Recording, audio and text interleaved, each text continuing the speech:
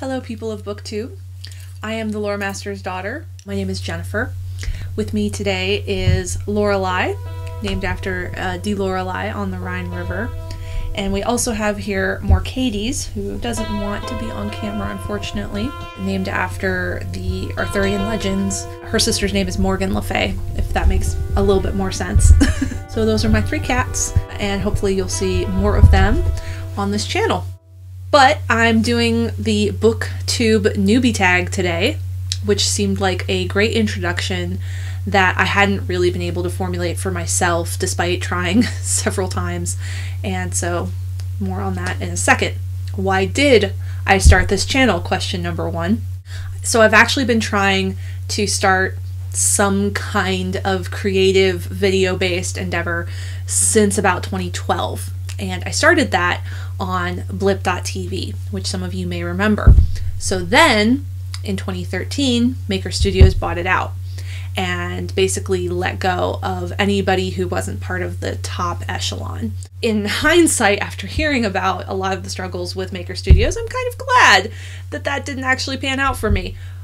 But that being said, I lost my footing. I tried to find my footing again. It was all content that was focused on world building in fiction. So that was a great idea, but then I just completely lost my base. So recently I discovered Booktube and thought I would give a channel another shot, but this time really focusing on reading through a giant list of classics with a question mark. That was a list of books that inspired the D&D players that I grew up with. Bye, Lorelei. Including my father. And I've basically described it as putting myself through a Master's of Literature in Speculative Fiction, because the list is currently sitting at 2,677 books long. That's my TBR, guys. That's how big it is. What are some fun and unique things you can bring to Booktube? I actually have my bachelor's degree in cultural anthropology with a minor in folklore and Japanese. I'm also a world traveler, been to England, Paris, I won't say all of France because we've really only been to Paris, Germany, Japan, China, and an overnight in Canada, so I don't really consider that as having visited the country either. Got a stamp, but you know. What are you most excited about for this new channel? Getting the drive to read through that backlog that I spent so much time curating. I created it for the first time in 2013, and then I slowly kept adding to it, and I feel like I really finally fleshed it out in 2016. Then in the interim time, I basically spent acquiring the books that were on that list and trying different ways of getting through the list in a way that I could present to an audience, and I kept restarting and not really enjoying what I had put out. So because those were all opportunities for book haul videos that I didn't actually film, what I'm going to try and do, I'm calling shelf introduction. So instead of book haul videos, I'll do those where I basically introduce what I already have and slowly go through why I have them, the little bit more backstory than I'm sharing right now. But that also goes back to a promise that I made to my parents, which was that I would stop buying books and start reading the ones that I have. Nothing says that I can't buy more books, but I'm going to try and get through a larger quantity of the books I already have instead of continuing to stockpile. Question number 4. Why do you love reading? I love how it can let us live vicariously through characters and new relationships we might not have thought about, family dynamics, moral dilemmas, all kinds of interesting things that we aren't living for ourselves. I think Lin-Manuel Miranda said it best about why he enjoyed playing the character of Hamilton, because he got to live out a bunch of things that Hamilton did without actually having to cheat on his wife, for instance. The other thing that I really enjoy reading are good, well-crafted fight scenes, apparently because they're so rare. Having grown up around military veterans and all these D&D players, I really love reading fight scenes that feel like I can see what's going on between two professional stuntmen in a movie, as opposed to what some authors will do, which is just, it was chaos. And then suddenly, and you kind of move on from there. I don't care for that. The next question is number 5, and I'm going to actually lump this in with number 8. So question number 5 is, what book or series got you into reading? And number 8 is, when did you start reading? To me, they're basically the same kind of story, so I put it all together. Family lore says that my favorite book as a baby was called Sleepy Squirrel, and we still have this book. I might still have this book. I thought my parents gave me this book recently when I moved. So this was the book. This is Sleepy Squirrel.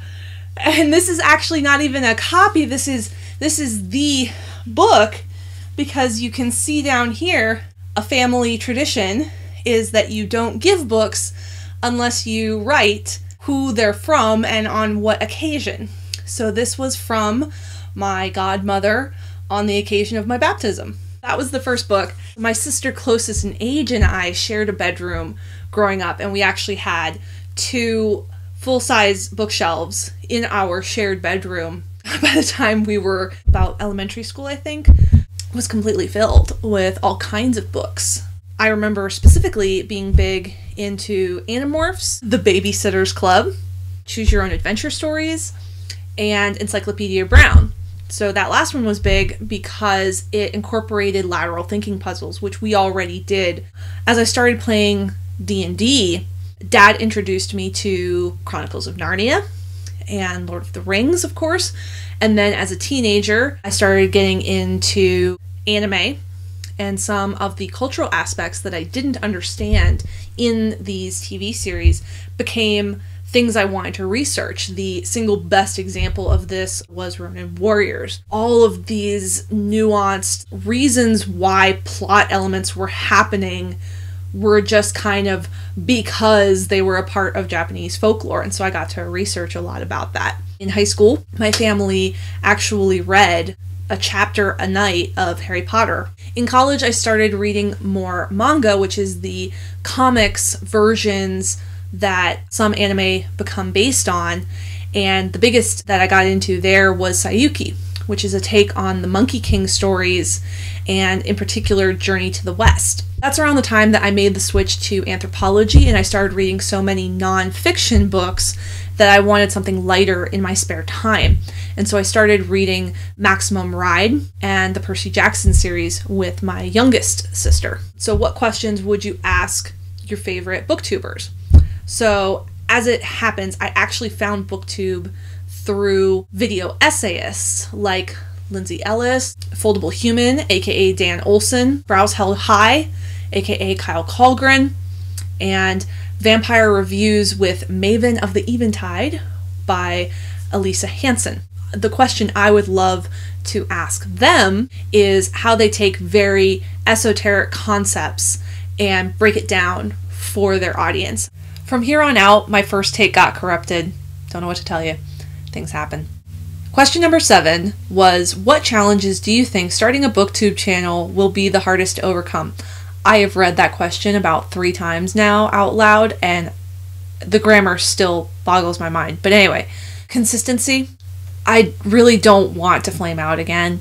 I want this to be my primary outlet for actually using my degree, which I don't get in my 9-to-5 job. Apparently also quality is going to be the thing, and that goes hand in hand with consistency. I actually have a really good camera, a really good microphone that I bought the first time around, and I'm not even sure that it's necessarily outdated yet, but the amount of time it takes to go from that video camera onto the computer and edited, at least at the time, it felt like such a long process that I couldn't do more than a handful before I quickly wore out. So both consistency and quality and keeping that level up, that's my answer there. So I lumped in question number 8 with question number 5. And so question number 9 was, where do you read? For me, it's not necessarily a question about where I read. I can generally read anywhere if I'm in the right mind space and my eyes aren't tired from work and all that kind of stuff. But if I am going to read, it's generally going to be in a chair or my bed, generally with a cat at my side, or in my lap. That one's Lorelei. Sometimes I can read in long car trips as well. I don't get car sick or, air sick if it's a plane. Question number 10, last question, is what kind of books do you like to read? Now, I did kind of answer that holistically earlier, but if I can narrow it down, primarily speculative fiction. Very heavily focused on fantasy, a little bit less on sci-fi, and definitely a lot less on horror, primarily because I just don't like gore. I'm not into that at all. Those are my answers to the Booktube Newbie Tag, and I look forward to putting out more videos and really finding my feet this time around with the support of this community, I hope. Additionally, you can find me on Twitter, Patreon for my blog, as well as Goodreads, all with the same handle. It's The Lore Daughter. No spaces, no underscores for any of those handles. I just shortened The Lore Master's Daughter into something that I could get as a handle on all of those platforms. You can also find me on Plurk if you have that. I know that's not as commonly used, but it's available. Thanks very much for watching, and I hope to see you around. Take care.